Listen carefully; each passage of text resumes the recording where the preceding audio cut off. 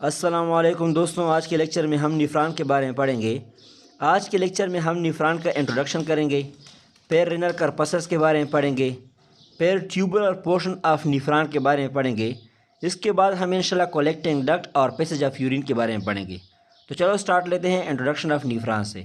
निफ्रान एक स्ट्रक्चर और functional unit है किडनी का।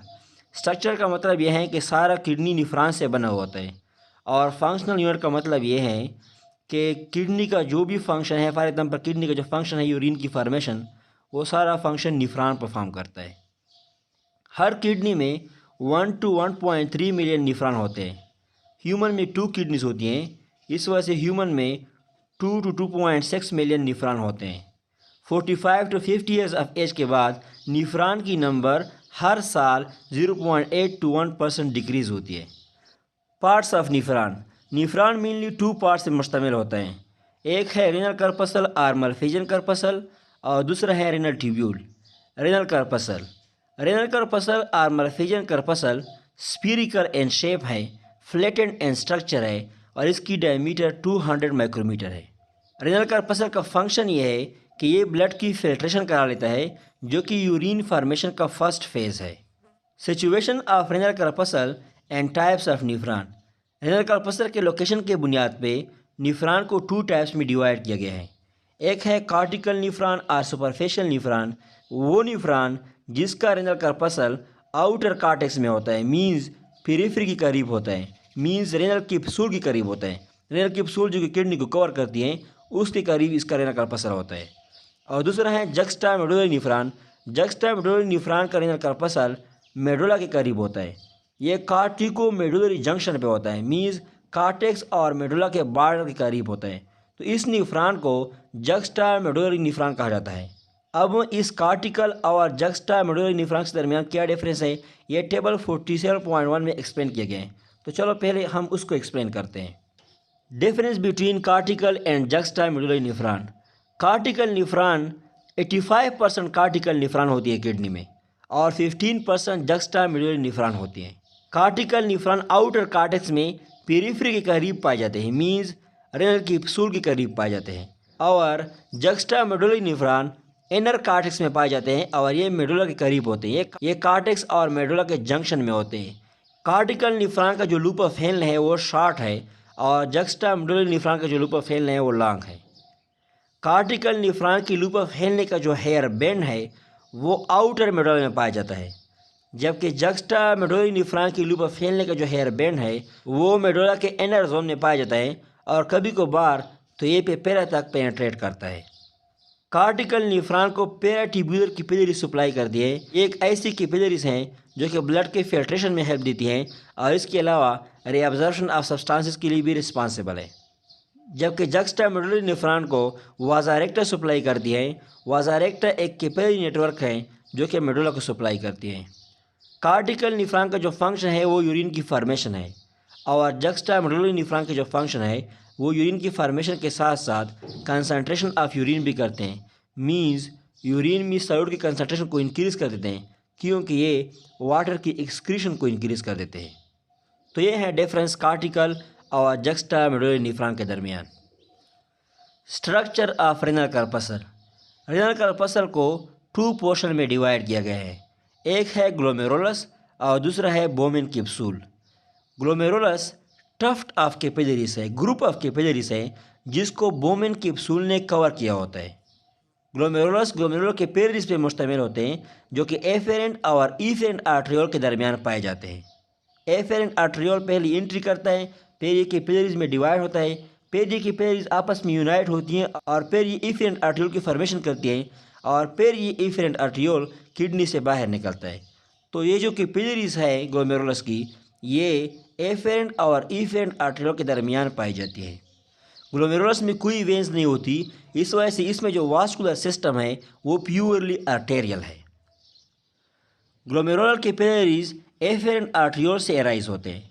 जब एफेरेंट आर्टरियोल बोमेन कैप्सूल में एंटर करता है तो ये डिवाइड होता है 4 to 5 लार्ज कैपिलरीज में, और फिर ये 4 to 5 large capillaries small capillaries में डिवाइड होते हैं, और फिर ये स्मॉल कैपिलरीज इर्रेगुलर लूप्स के फॉर्म में अरेंज होते हैं, और आपस में एनास्टोमोस करते हैं, मीन्स आपस में कनेक्ट होते हैं। फिर इसके बाद ये कैपिलरीज आपस में रीयूनाइट होते हैं और एफेरेंट आर्टरियोल में एंटर करते हैं और यही एफेरेंट आर्टरियोल फिर किडनी से बाहर की तरफ निकलता है। एफेरेंट आर्टरियोल का जो डायमीटर है वो एफेरेंट आर्टरियोल के लिहाज से कम होता है। Functional histology of glomerulus. Glomerulus single layer of endothelial cell से बना हुआ होता है जो कि बेसमेंट मेम्ब्रेन के साथ अटैच होती है।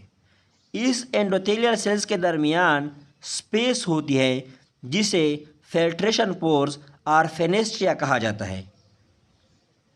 इस पोर्स की डायमीटर 0.1 माइक्रोमीटर होती है जिसके थ्रू ब्लड की फिल्ट्रेशन होती है। Bowman's capsule. बोमेन कैप्सूल एक कैप्सूल स्ट्रक्चर है, एक कैप्सूल लाइक स्ट्रक्चर है जो कि ग्लोमेरुलस को एनक्लोज करती है। फॉर एग्जांपल ये है हमारे पास ग्लोमेरुलस और ये है बोमेन कैप्सूल जो कि इसको एनक्लोज करती है। ये 2 लेयर्स पे मुश्तमिल होती है, एक है इनर वेसरल लेयर और दूसरा है outer parietal layer. Visceral layer glomerular capillaries को कवर करती है और ये वेसरल पोल पे पेरिटल लेयर के साथ कंटिन्यू करती है और फिर ये पेरिटल लेयर निफ्रॉन का जो ट्यूबुलर पोर्शन है जिसमें प्रॉक्सिमल कम्युनिटी ट्यूब्यूल वगैरह आते हैं इसके साथ कंटिन्यू करती है और ये वेसरल और पेरिटल लेयर के दरमियान स्पेस भी होती है जो कि कंटिन्यू करती हैं as the lumen of tubular portion. ये बोमेन कैप्सूल बिल्कुल फनल के साथ रिजेम्बलेंस करता है जिसके अंदर एक फिल्टर पेपर होता है। फिल्टर पेपर ग्लोमेरुलस को रिप्रेजेंट करती है।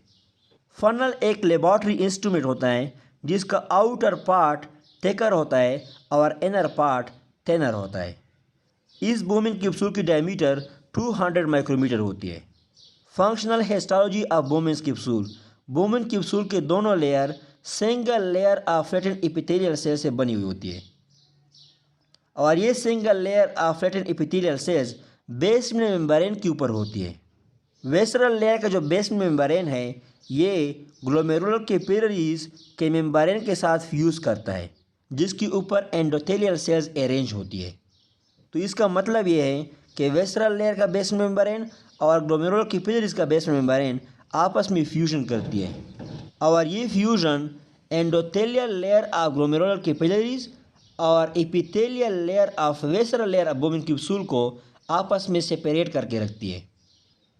Capillary endothelial layer, basement membrane और एपिथेलियम ऑफ वेसरल लेयर ये तीनों इकट्ठे फिल्टरिंग मेम्ब्रेन की फॉर्मेशन करते हैं जो कि ब्लड की फिल्ट्रेशन करता है।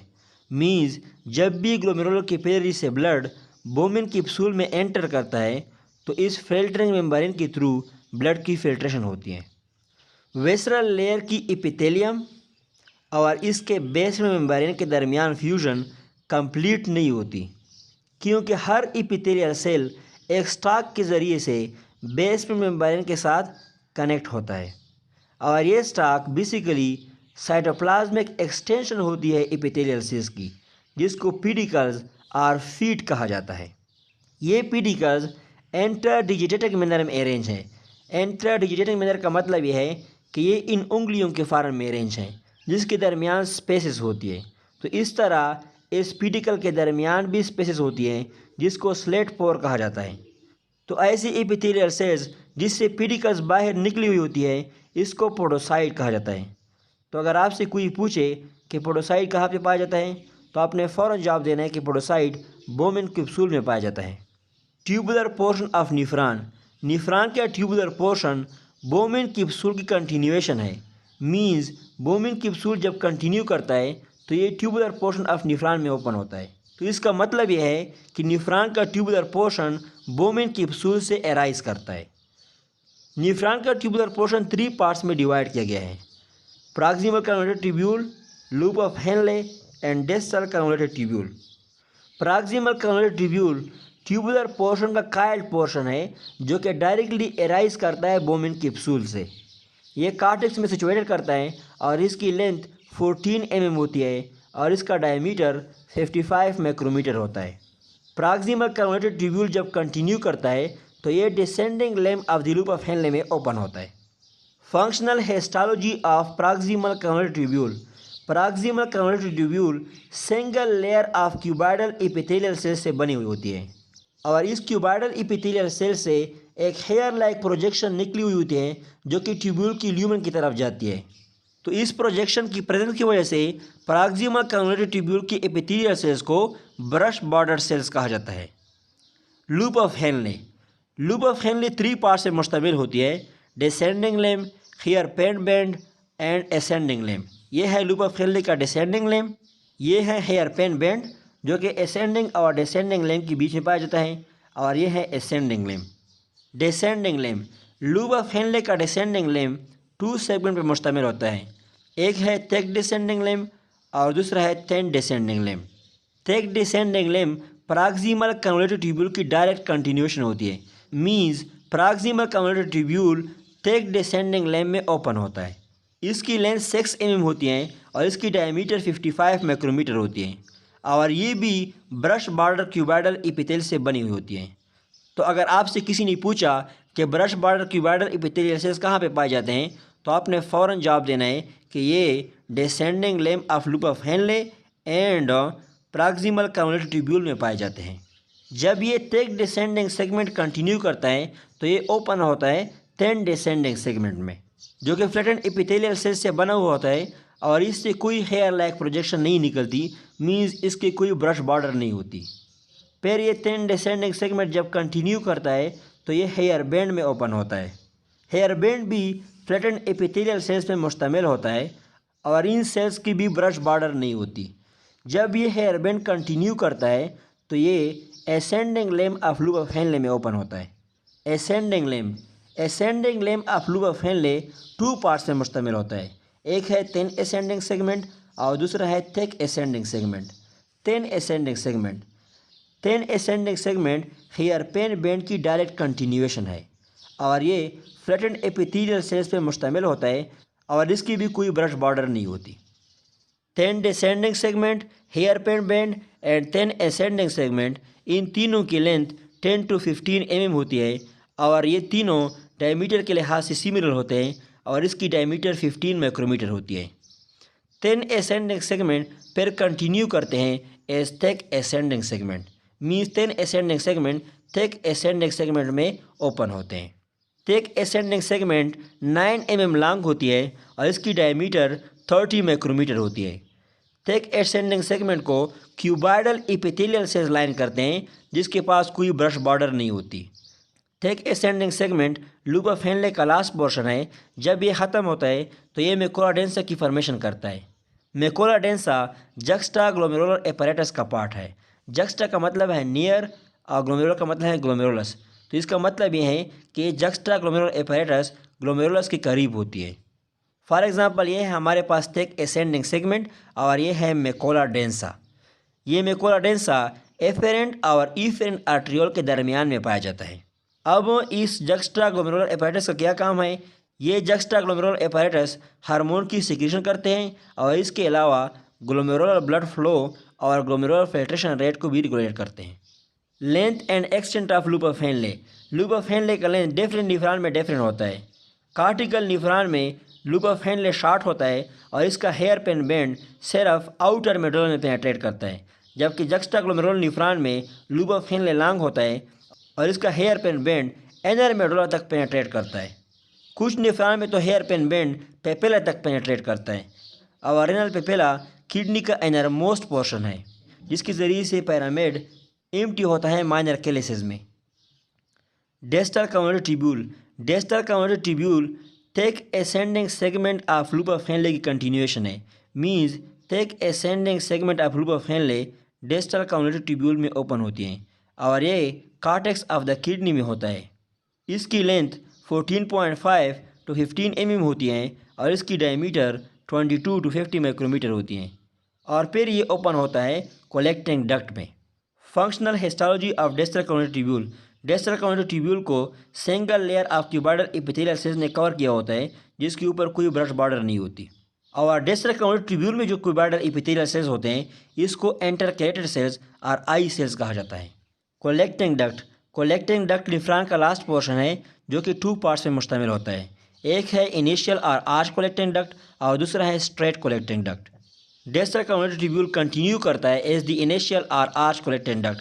जिसका मतलब ये है कि डिस्टल कम्युनिटी ट्यूब्यूल इनिशियल और आर्च कलेक्टिंग डक्ट में ओपन होता है जो कि कार्टेक्स में पाया जाता है। फॉर एग्जांपल ये है हमारे पास descending segment of loop of Henle, ये है हमारे पास डिस्टल कम्युनिटी ट्यूब्यूल, और फिर ये डिस्टल कम्युनिटी ट्यूब्यूल इनिशियल और आर्च कलेक्टिंग डक्ट में ओपन होता है, और फिर 7 to 10 इनिशियल और आर्च कलेक्टिंग डक्ट कंबाइन होके ओपन होते हैं स्ट्रेट कलेक्टिंग डक्ट में जो कि मेडुला में होता है, और ये स्ट्रेट कलेक्टिंग डक्ट मेडुला के थ्रू पास होता है। कलेक्टिंग डक्ट की लेंथ 20 to 22 mm होती है और इसकी डायमीटर 40 to 200 माइक्रोमीटर होती है। कलेक्टिंग डक्ट क्यूबॉइडल और कलमनर एपिथेलियल सेल से बना हुआ होता है। Functional histology of collecting duct. Collecting duct 2 types of epithelial cell से बना हुआ होता है। एक है प्रिंसिपल और पी सेल्स और दूसरा है इंटरकैलेटेड सेल्स और आई सेल्स। प्रिंसिपल और P cells sodium potassium balance के लिए रिस्पॉन्सिबल है, जबकि intercalated cells acid base regulation के लिए रिस्पॉन्सिबल है।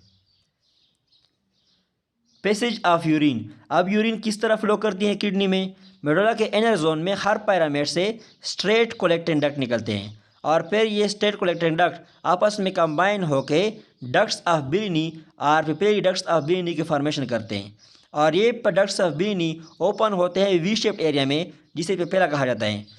पेपेला से यूरिन माइनर कैलेक्स में एंटर करता है और माइनर कैलेक्स से फिर मेजर कैलेक्स में एंटर करता है, और मेजर कैलेक्स के बाद urine pelvis of the ureter में एंटर करता है जो कि यूरेटर का फनल शेप पार्ट है, और फिर यूरिन यूरेटर के ज़रिए से यूरिनरी ब्लैडर तक फ्लो करता है जहाँ पे यूरिन की स्टोरेज हो जाती है।